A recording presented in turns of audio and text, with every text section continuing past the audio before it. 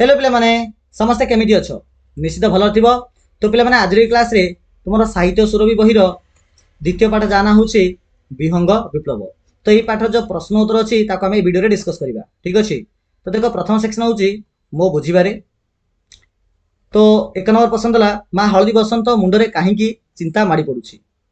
Answer पिला माने मा हळदी बसंत बसा तयारी करि पारु नथिबारु ता मुंडरे चिंता माडी पडुछि।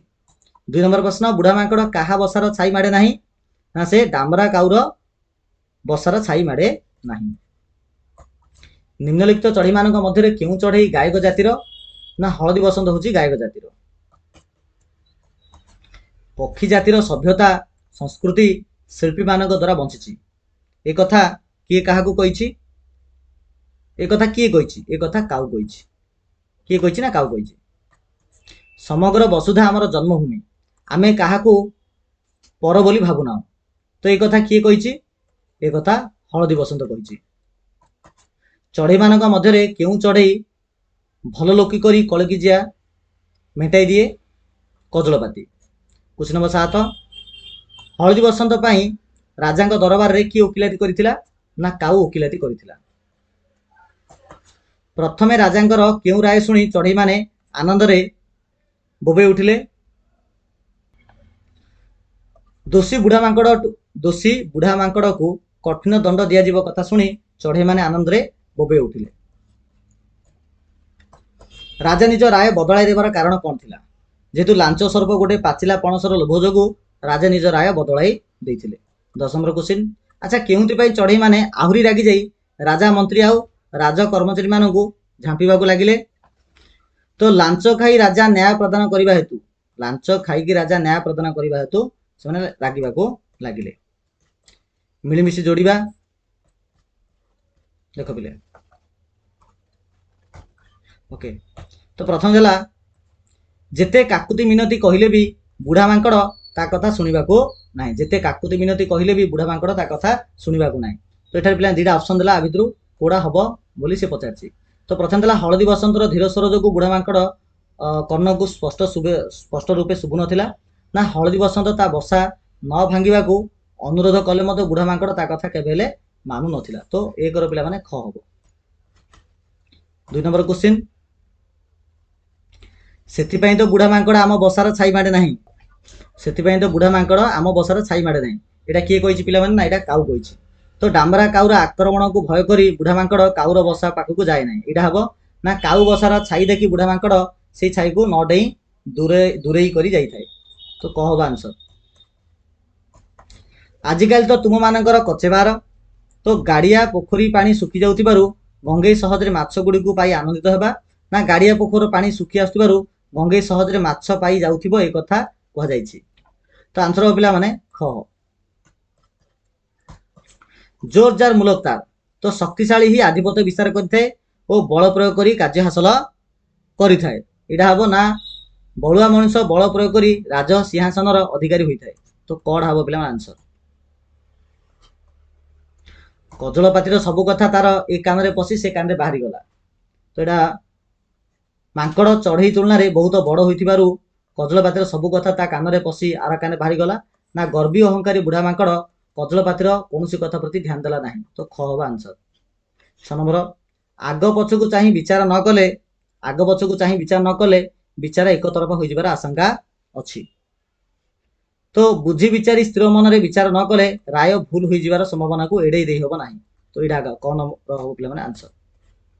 तापर पिला माने देला वाक्य गुडी को ऊपर आलोचना करो बोली आ ए जागा होची पिला माने गोटे सरल अर्थ टाइप रो को टाइप रो ना सरल अर्थ टाइप रो। तो ताको हम से हिसाब लिखिबा। तो प्रथम क्वेश्चन देला किंतु ए पर घर भंगा बुढ़ा मांकड़ तो मूलरू बसा रखाई देउ ना ए कथा किए कहिछि ना ए कथा हमर जो स्त्री हळदी बसंत थिला से कहिछि किंतु ए पर घर भंगा बुढ़ा मांकड़ तो मूलरू बसा रखाई देउ नाही। तो देखो कि लिखिबा पिला माने। तो उक्त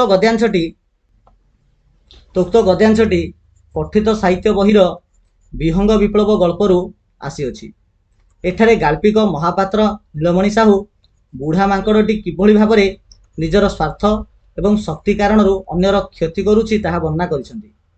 ବସନ୍ତ ଋତୁ ପାଖି ଆସିଲାଣି ତେଣୁ ହଳଦୀ ବସନ୍ତ ନିଜର ବସା ଆମ୍ବ ଡାଳରେ ଥର ଥର କରି 3 ଥର ବାନ୍ଧିଲାଣି। ମାତ୍ର 3 ଥର ଯାକ ବୁଢ଼ା ମାଙ୍କଡ଼ଟି ସେହି ଡାଳରେ ଡେଇଁ ତା ବସାକୁ ଭାଙ୍ଗି ଦେଇଛି। ତ ହଳଦୀ ବସନ୍ତ ବୁଢ଼ା ମାଙ୍କଡ଼କୁ ଯେତେ କାକୁତି ମିନତି କରି କହିଲେ ମଧ୍ୟ ବୁଢ଼ା ମାଙ୍କଡ଼ ତା କଥା ନ ଶୁଣି ବାରମ୍ବାର ତା ବସା ଭାଙ୍ଗି ତାକୁ ହଇରାଣ କରିଥାଏ। ଯାହାର ପ୍ରକୃତି ଯେପରି ସେ ସେହିପରି କାର୍ଯ୍ୟ ବାରମ୍ବାର କରିଥାଏ। ତ ଏମିତି ପିଲାମାନେ ଲେଖିପାରିବା। ख नंबर क्वेश्चन, ଏଇଟା ପିଲାମାନେ ଆମର ଗଙ୍ଗୋଇ ପକ୍ଷୀ କାହାକୁ କହିଛି ଯେ ନାହିଓ ମଣିଷ ପେଟକୁ ତ ସବୁ ନିଅଣ୍ଟ ପଡ଼ିଲାଣି, ଗାଡ଼ିଆ ପୋଖରୀରେ ଆଜିକାଲି କୁଜି ଗେଣ୍ଡାଟେ ବି ମିଳିବା କଷ୍ଟକର। ତ ଉତ୍ତର ଆମେ ଲେଖିପାରିବା ଯେ ଉକ୍ତ ଗଦ୍ୟାଂଶଟି ପଠିତ ସାହିତ୍ୟ ବହିର ବିହଙ୍ଗ ବିପ୍ଳବ ଗଳ୍ପରୁ ଆନିତ। ଏଠାରେ ଗାଳ୍ପିକ ମହାପାତ୍ର ନୀଳମଣି ସାହୁ ମଣିଷର ଅସୀମ ଲୋଭ ଏବଂ ପ୍ରକୃତିର ବିନାଶ ବିଷୟରେ ବର୍ଣ୍ଣନା କରିଛନ୍ତି। ଆଜିକାଲି ମଣିଷମାନେ ଲୋଭୀ ଏବଂ ସ୍ୱାର୍ଥପର ହୋଇଗଲେଣି। ମଣିଷମାନେ ବା ସେମାନେ ନିଜର ଆବଶ୍ୟକତା ପୂରଣ କରିବା ପାଇଁ ପ୍ରକୃତିର ସବୁ ସମ୍ପଦକୁ ଶେଷ କରି ଦେଉଛନ୍ତି। ଫଳରେ ଗାଡ଼ିଆ ବା ପୋଖରୀ ଭଳି ଜଳାଶୟରେ ଥିବା ଛୋଟ ଛୋଟ ଜୀବ ଯେପରିକି ଗେଣ୍ଡା ମଧ୍ୟ ଆଉ ଦେଖିବାକୁ ମିଳୁନାହିଁ, ଯାହାକି ପରିବେଶ ପାଇଁ ଏକ ଚିନ୍ତାର ବିଷୟ ଅଟେ। ତାପରେ ଆସିଲା ପିଲାମାନେ ତୃତୀୟ ପ୍ରଶ୍ନ, ଆମେ ହେଲୁ ଶିଳ୍ପୀ। ଏଇଟା ଆମର ହଳଦୀ ବସନ୍ତ କହିଛି, କାହାକୁ କହିଛି ନା ବଗକୁ କହିଛି। ତ ଆମେ ହେଲୁ ଶିଳ୍ପୀ, ସମଗ୍ର ବସୁଧା ଆମର ଜନ୍ମଭୂମି, ଆମେ କାହାକୁ ପର ଭାବୁନାହୁଁ ଆଉ ସମସ୍ତେ ଆମର ନିଜର। ତ ଉକ୍ତ ଗଦ୍ୟାଂଶଟି ଆମ ସାହିତ୍ୟ ପୁସ୍ତକର ବିହଙ୍ଗ ବିପ୍ଳବ ପାଠରୁ ଆନିତ। ଏହି ପ୍ରସଙ୍ଗରେ ଗାଳ୍ପିକ ମହାପାତ୍ର ନୀଳମଣି ସାହୁ ବସୁଧୈବ କୁଟୁମ୍ବକମ୍ର ଅର୍ଥ ହେଉଛି ସମଗ୍ର ବସୁଧା ବା ସମଗ୍ର ପୃଥିବୀ ଆମ ପରିବାର ଅଟେ। ତ ବସୁଧୈବ କୁଟୁମ୍ବକମ୍ ଭାବନା ସମ୍ପର୍କରେ ବର୍ଣ୍ଣନା କରିଛନ୍ତି। ତ ଏଠାରେ ହଳଦୀ ବସନ୍ତ କହୁଛି ଯେ ଆମେ ହେଲୁ ଶିଳ୍ପୀ, ସମଗ୍ର ବସୁଧା ଆମର ଜନ୍ମଭୂମି, ଆମେ କାହାକୁ ପର ଭାବୁନାହୁଁ, ସମସ୍ତେ ଆମର ନିଜର। ଏହା ଏକ ମହାନ ଚିନ୍ତାଧାରା ବା ବସୁଧୈବ କୁଟୁମ୍ବକମ୍ ଭାବନାକୁ ବ୍ୟକ୍ତ କରୁଅଛି। ଜଣେ ପ୍ରକୃତ ଶିଳ୍ପୀ ବା ଉଦାର ବ୍ୟକ୍ତି ପାଇଁ କୌଣସି ନିର୍ଦ୍ଦିଷ୍ଟ ସୀମା ନଥାଏ। ସେ ସମଗ୍ର ପୃଥିବୀକୁ ନିଜର ଜନ୍ମଭୂମି ଏବଂ ପୃଥିବୀର ସବୁ ମଣିଷକୁ ନିଜର ପରିବାର ସଦସ୍ୟ ବୋଲି ମନେ କରେ। ତାପରେ ଦେଖିବା ଆମେ ଭାବିଚିନ୍ତି ଉତ୍ତର ଲେଖ ବୋଲି ବା ଭାବିଚିନ୍ତି ଉତ୍ତର ଦେବା ସେକ୍ସନକୁ ଦେଖିବା। ତ ପଠିତ ବିଷୟଟିକୁ ଭଲ ଭାବରେ ପଢ଼ି ନିମ୍ନଲିଖିତ ପ୍ରଶ୍ନ ଗୁଡ଼ିକର ଉତ୍ତର ଦେବା। କ ନମ୍ବର କ୍ୱେଶ୍ଚିନ୍, ହଳଦୀ ବସନ୍ତ ଦୁଃଖରେ କାହିଁକି କାନ୍ଦି ପକାଇଲା? ବଣରେ ଚାଲିଥିବା ଅରାଜକତା, ଅନ୍ୟାୟ ଏବଂ ପକ୍ଷୀମାନଙ୍କ ପ୍ରତି ହେଉଥିବା ଅବିଚାରକୁ ଦେଖି ହଳଦୀ ବସନ୍ତ ଦୁଃଖରେ କାନ୍ଦି ପକାଇଲା। କୁଆମାନେ କିପରି ଅନ୍ୟାୟର ପ୍ରତିରୋଧ କରନ୍ତି? ଯେତେବେଳେ କୌଣସି ଅନ୍ୟାୟ ହୁଏ ସବୁ କୁଆ ଏକାଠି ହୋଇ କା କା କରି ରଡ଼ି କରନ୍ତି ବା କା କା ରଡ଼ି କରି ଏବଂ ସଂଘବଦ୍ଧ ଭାବେ ଆକ୍ରମଣ କରି ଅନ୍ୟାୟର ପ୍ରତିରୋଧ କରନ୍ତି। ଗଙ୍ଗେଇ କେଉଁ ପରିବେଶ ଦେଖି ହଳଦୀ ବସନ୍ତକୁ ଗୀତ ଗାଇବାକୁ କହିଲା? ତ ଚାରିଆଡ଼େ ଏତେ ରଙ୍ଗର ଫୁଲ, ଏତେ ପ୍ରକାରର କୋଳି ଆଉ ଏତେ ସୁନ୍ଦର ପବନର ସମାହାରରେ ସୁନ୍ଦର ପରିବେଶ ଦେଖି ଗଙ୍ଗେଇ ହଳଦୀ ବସନ୍ତକୁ ଗୀତ ଗାଇବାକୁ କହିଲା। ବିଦେଶୀ ଚଢ଼େଇମାନଙ୍କ ପ୍ରତି ବଗର କେଉଁ ଧାରଣା ଥିଲା? ତ ଉତ୍ତର ହେବ ଯେ ବଗ ଭାବୁଥିଲା ଯେ ବିଦେଶୀ ଚଢ଼େଇମାନେ ଆମର ଅତିଥି ଆଉ ସେମାନଙ୍କୁ ସମ୍ମାନ ଦେବା ଉଚିତ, ମାତ୍ର ସେମାନେ ଆମର ନିୟମ ମଧ୍ୟ ମାନିବା ଉଚିତ। ମିନ୍ସ ଆମ ଜନ୍ମସ୍ଥାନର ଯାହା ନିୟମ ଅଛି ସେଇ ବିଦେଶୀ ପକ୍ଷୀମାନେ ମଧ୍ୟ ମାନିବା ଉଚିତ ବୋଲି ତାର ଚିନ୍ତାଧାରା ଥିଲା। କଜଳପାତିକୁ ଚଢ଼େଇମାନେ ଭୟ ଓ ଶ୍ରଦ୍ଧା କରିବାର କାରଣ କ'ଣ? କଜଳପାତିକୁ ଚଢ଼େଇମାନେ ଭୟ ଆଉ ଶ୍ରଦ୍ଧା କରିବାର କାରଣ କ'ଣ? ଉତ୍ତର ହେବ ଯେ କଜଳପାତି ପକ୍ଷୀ ସମାଜରେ ମଧ୍ୟସ୍ଥତାରେ କାର୍ଯ୍ୟ କରେ। ଭଲ ଲୋକି କରି ପିଲାମାନେ ଭଲ ଲୋକିର ଅର୍ଥ କ'ଣ ନା ଯେଉଁମାନଙ୍କ ଭିତରେ ଝଗଡ଼ା ହେଇଥିବ ସେମାନଙ୍କୁ ଭଲରେ ବୁଝିବା ପାଇଁ ଚେଷ୍ଟା କରିବେ, ତାକୁ ଭଲ ଲୋକି କରି କଳିକଜିଆ ମେଣ୍ଟାଇ ଦିଏ ଅର୍ଥାତ ଭଲ ଭାବରେ ସେମାନଙ୍କୁ ବୁଝାବୁଝି କରିକି କଳିକଜିଆକୁ ମେଣ୍ଟାଇ ଦିଏ। ଭଲରେ ଯଦି ନ ମେଣ୍ଟିଲା ତେବେ କଜଳପାତି ନିଜର ଶକ୍ତି ଖଟାଇବାକୁ ବି ଭୁଲେ ନାହିଁ। ତାର ଟାଣୁଆ ମୁନିଆ ଥଣ୍ଟରେ ସେ ଛେଳି, ମେଣ୍ଢା, ଗୋରୁ ଗାଈଙ୍କ ପିଠିକି ମଧ୍ୟ ହାଣି ଖଣ୍ଡିଆ କରିଦିଏ। ତେଣୁ ପକ୍ଷୀମାନେ ତାକୁ ଶ୍ରଦ୍ଧା ଓ ଭୟ ମଧ୍ୟ କରନ୍ତି। ସେଇ ବଣରେ ଭାଲୁକୁ କାହିଁକି ରାଜା କରାଯାଇଥିଲା? ସେ ବଣରେ ଭାଲୁକୁ କ'ଣ ପାଇଁ ରାଜା କରାଯାଇଥିଲା? ଉତ୍ତର ପିଲାମାନେ ବଣରେ ଯେହେତୁ ସିଂହ, ବାଘ ଆଉ ହାତୀ ନଥିବା ଯୋଗୁଁ ସମସ୍ତେ ମିଳିମିଶି ଭାଲୁକୁ ରାଜା କରିଦେଇଥିଲେ।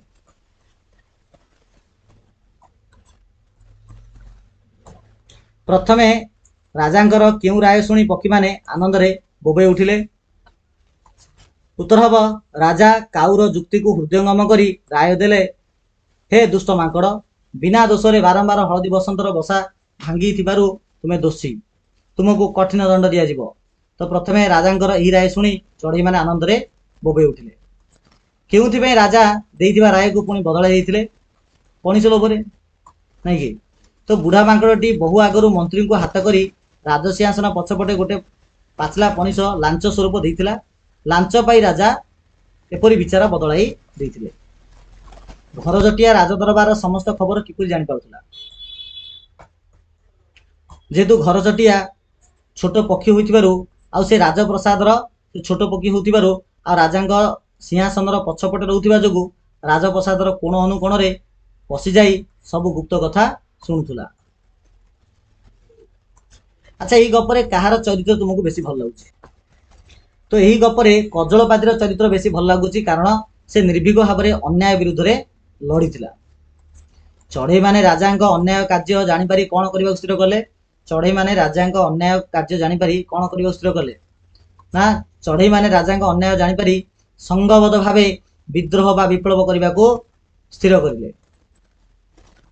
ବିହଙ୍ଗ ବିପ୍ଳବ ଗଳ୍ପରୁ କେଉଁ ଶିକ୍ଷା ମିଳିଲା ବା କେଉଁ ଶିକ୍ଷା ମିଳିଥାଏ? ଏହି ଗପରୁ ଶିକ୍ଷା ମିଳିଲା ଯେ ଏକତା ହିଁ ବଳ ଏବଂ ସଂଘବଦ୍ଧ ହୋଇ ଲଢ଼ିଲେ ଯେକୌଣସି ଅନ୍ୟାୟର ପ୍ରତିବାଦ କରାଯାଇପାରେ।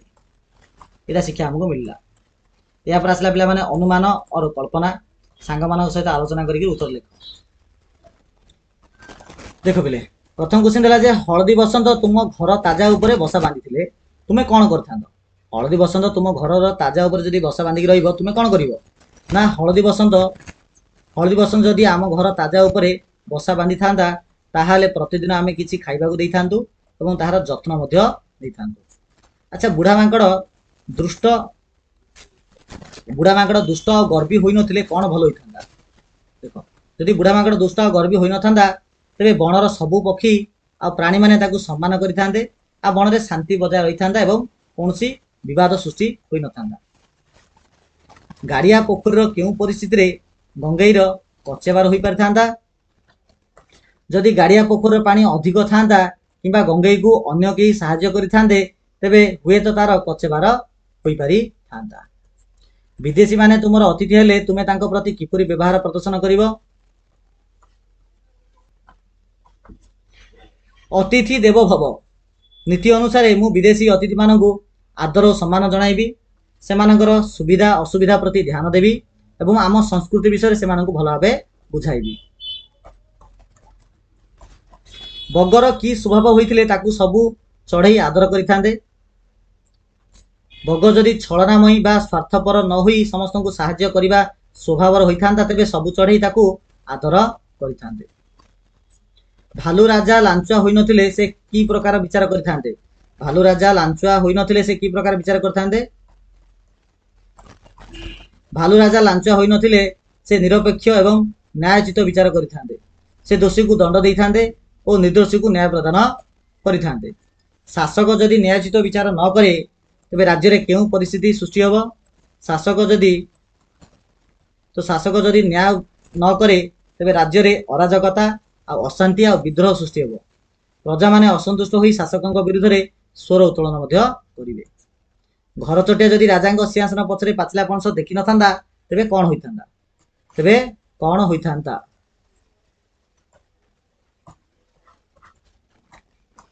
ହୁଏତ ରାଜାଙ୍କର ପ୍ରକୃତ ସ୍ୱଭାବ ବା ଦୋଷ ସମସ୍ତଙ୍କ ସାମ୍ନାକୁ ଆସିନଥାନ୍ତା ଏବଂ ପକ୍ଷୀମାନେ ନିଜର ହକ୍ ପାଇଁ ଲଢ଼ିପାରି ନଥାନ୍ତେ। ବିହଙ୍ଗ ବିପ୍ଳବ ସଫଳ ହେବା ପରେ ବଣମୂଲକର ଶାସନ କ୍ଷେତ୍ରରେ କେଉଁ ପରିବର୍ତ୍ତନ ଆସିଥିବ? ତ ବିହଙ୍ଗ ବିପ୍ଳବ ପରେ ବଣରେ ଗଣତନ୍ତ୍ର ବା ସମାନତା ଆସିଥିବ, ସମସ୍ତେ ମିଳିମିଶି ରହିଥିବେ ଆଉ ଶାସନ କ୍ଷେତ୍ରରେ ପକ୍ଷପାତିତା ବା ଅନ୍ୟାୟ ରହିନଥିବ। ଏହାପରେ ଆସିଲା ଅଭିନୟ ସେକ୍ସନ। ତ ଅଭିନୟରେ ପିଲାମାନେ ସେମିତି କିଛି ଇମ୍ପୋର୍ଟାଣ୍ଟ ନାହିଁ, ବଦଳି ଯାଉଥିବା ଗପ ଆକୁ ବି ଛାଡ଼। ଏବେ ଦେଖିବା ଆମେ ଶବ୍ଦର ଗ୍ରାମାର ସେକ୍ସନ ଦେଖିବା, ଶବ୍ଦର ଠିକ୍ ବନାନ। 1 ନମ୍ବର କ୍ୱେଶ୍ଚିନ୍ ଦେଲା ନିମ୍ନଲିଖିତ ଶବ୍ଦମାନଙ୍କ ମଧ୍ୟରୁ ଠିକ୍ ଶବ୍ଦରେ ଗୋଲ ବୁଲାଇ ନିର୍ଦ୍ଦିଷ୍ଟ କରିବା। ତ ଏଠି ଦେଖ ଦେଲା ଦୂରାବସ୍ଥା, କୋଉଟା ହବ ସଠିକ ଉତ୍ତର? ସଠିକ ଉତ୍ତର ହବ ପିଲାମାନେ, ତ ଏଠାରେ ପିଲାମାନେ ଦେଖ ଆର ए प्रथमटा हम पे उत्तर दुरावस्था दुरावस्था ना ना ना भूल कहली देखो बही भितर दुरावस्था कि नहीं हसौकार र बस्ता देछि ना कि तो आमर एटा हम ताले बस तो आमर एटा हम पे उत्तर ठीक अच्छे ख नंबर देला शिरोधार्य शिरोधार्य शिरोधार्य कोड़ा हम सठिक उत्तर पिला माने प्रथमटा शिरोधार्य ग देला भर्सना भर्सना भर्सना को भर्सना ठीक हम यहाँ पिला ठीक हम भर्सना ठीक अच्छे घ देला अस्तव्यस्त अस्तव्यस्त अस्तव्यस्त्य एठारे अस्तव्यस्त यहाँ ठीक हम दुर्दशा दुर्दशा दुर्दशा ये प्रथमटा हम पिला ठीक एठी पिला आसला कौन देख विशेष्य विशेषण जमीक बुढ़ा माकड़ एठारे पिला माकड़ हूँ विशेष्य आ बुढ़ा हूँ विशेषण कुनी कुनी थंट थंट हूँ विशेष्य कुनी कुनी हूँ विशेषण विशेषण पिला आम क्या कहवा ना विशेष्य विषय जी अधिका इनफर्मेशन दब ताको आम विशेष्य कहवा ठीक अच्छे विशेष्य विषय जी अधिका जमीक बुढ़ा माकड़ केमितिका माकड़ ना बुढ़ा माकड़ तो बुढ़ाटा हूँ पिला माने विशेषण आ माकड़टा हूँ विशेष्य थंट केमितिका थंट ना कुनी कुनी थंट तो कुनी कुनी थंट विषय अधिक डेस्क्राइब कला तेणु सी है विशेषण तो बही भितर खोजिक आउ कि लेख एमती यार जमी आम कहीपर लांचखिया राजा लांचखिया राजा रे राजा हूँ पिला माने आमर विशेष्य आ लांचखिया हूँ आमर विशेषण सेमती पाचिला पणस पणस हूँ विशेष्य पाचिला हूँ आमर विशेषण सेमती शह शह कजलपाती तो कजलपाती है आमर विशेष्य शह शह है आमर विशेषण ठीक अच्छे